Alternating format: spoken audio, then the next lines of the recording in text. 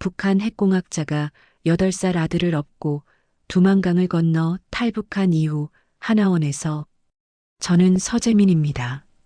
북한 북부의 한 핵기지에서 핵공학자로 일했습니다. 제겐 사람들이 흔히 절대 기억력이라고 부르는 한 번 본 건 절대 잊지 않는 특이한 능력이 있습니다. 그 능력 덕에 간부들은 저를 귀하게 여긴다며 칭찬했지만 그게 결국 저와 제 가족을 위험 속으로 밀어넣을 줄은 그땐 몰랐습니다. 아내가 폐렴으로 죽던 날 의사는 말했습니다. 약이 없습니다. 그저 운명입니다. 그 말은 제 인생을 두 동강 냈습니다. 아내는 숨을 제대로 쉬지도 못한 채 세상을 떠났고 남은 건 8살 아들 준이뿐이었습니다. 준이의 손을 잡는 제 손은 늘 얼어 있었고 저는 매일 똑같은 질문을 마음속에 되뇌었습니다. 저 아이를 여기에서 키울 수 있을까? 어느 날 오후 보이부에서 호출이 왔습니다. 회색벽, 싸늘한 공기, 그리고 책상 너머에서 제 얼굴을 뚫어지게 보던 소자. 최근 사상이 흔들린다는 보고가 있다. 특히 너랑 가까운 박태성 말이다. 그들은 은근하게 제 친구를 감시하라는 식으로 말했고 대답 하나하나를 적으며 제 숨소리까지 의심하는 눈빛을 보냈습니다. 그날 밤 저는 깨달았습니다. 제가 이미 위험 명단에 올랐다는 사실을. 그리고 이 땅에서는 한번 미운 털이 박히면 살아남기 힘들다는 것도. 저는 탁본을 하거나 종이를 훔치지 않았습니다. 그런 짓은 곧바로 들통날 것이었으니까요. 하지만 저는 이미 모든 도면을 기억하고 있었습니다.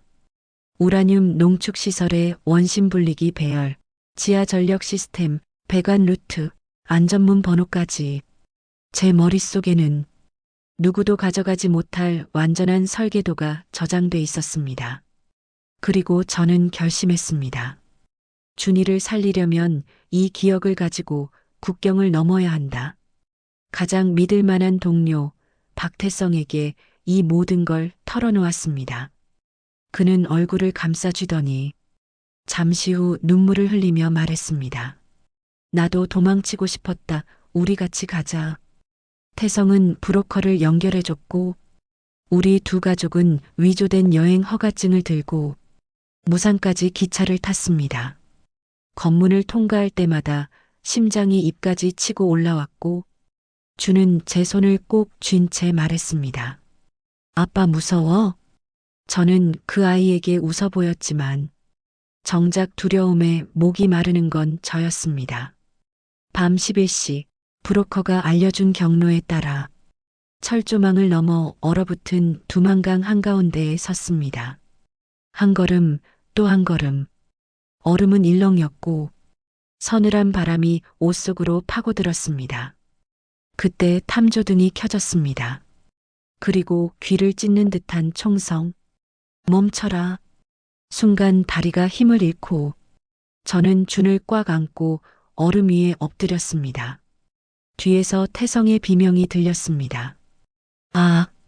돌아보니 그는 다리에 총을 맞고 쓰러져 있었습니다. 그는 저를 향해 외쳤습니다. 재민아, 애 데리고 가라. 빨리 가라. 준이 울음에 숨 넘어가는 소리를 들으며 저는 눈물을 흘렸고 그렇게 태성을 두고 갈 수밖에 없었습니다. 강을 기어올라 중국 땅에 도착했지만 몸은 젖어 있었고 추위는 뼛속까지 파고들었습니다. 저와 주는 집집마다 문을 두드렸습니다. 제발 하루만 숨겨주십시오. 대부분의 문은 굳게 닫혔지만 오래된 중국식 집 한 채의 문이 열렸습니다. 중년의 여인이 말없이 우리를 안으로 들였습니다. 뜨거운 물, 마른 옷, 빵 한 조각. 그녀는 우리를 살렸습니다. 그러나 공안의 발소리가 들리자 그녀는 서둘러 우리를 벽장 속에 숨겼습니다.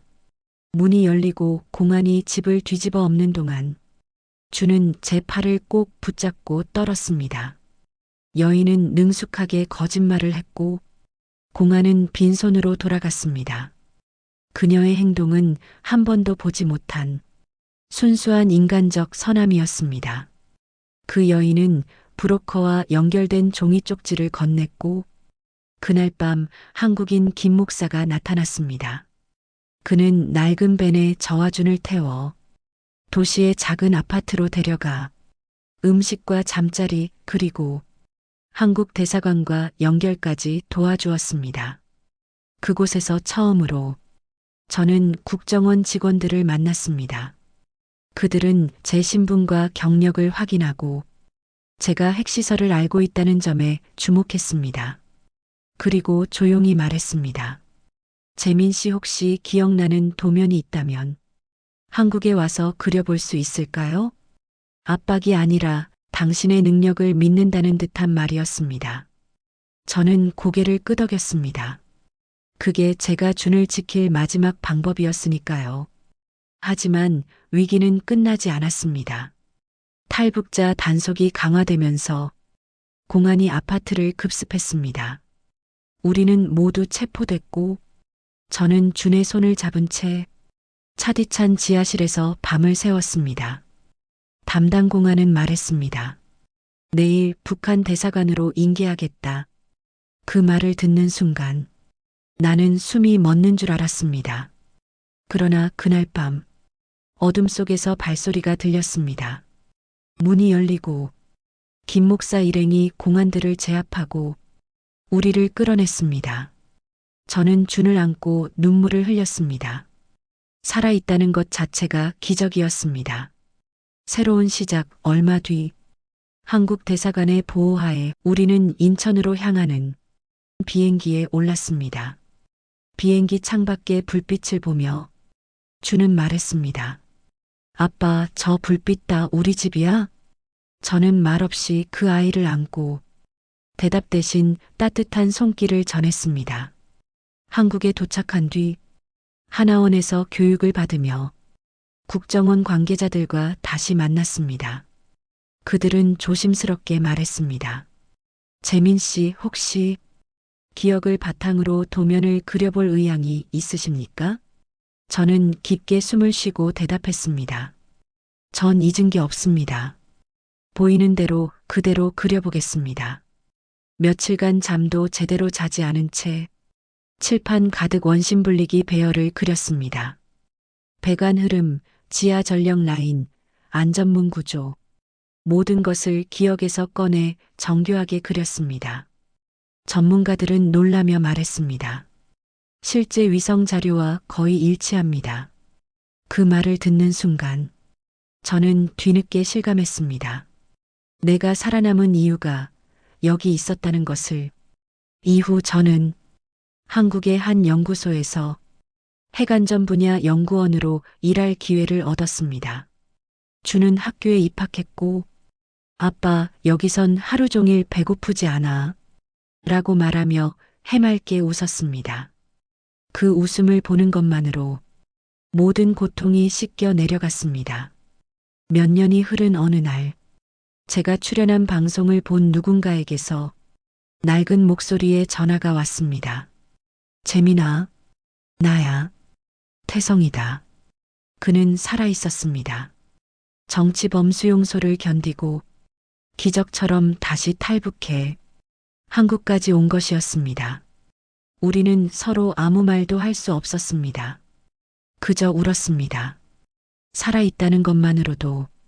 그날 밤 저는 창밖을 보며 생각했습니다. 두만강의 얼음소리, 총성, 준의 울음, 태성의 마지막 외침. 그 모든 것이 파도처럼 밀려왔습니다.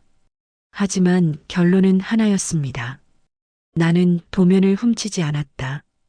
그저 기억했을 뿐이다. 그리고 그 기억 덕분에 내 아들을 살리고 우리 둘의 삶을 지켜냈다. 그것이 제가 이곳에서 살아가는 이유입니다.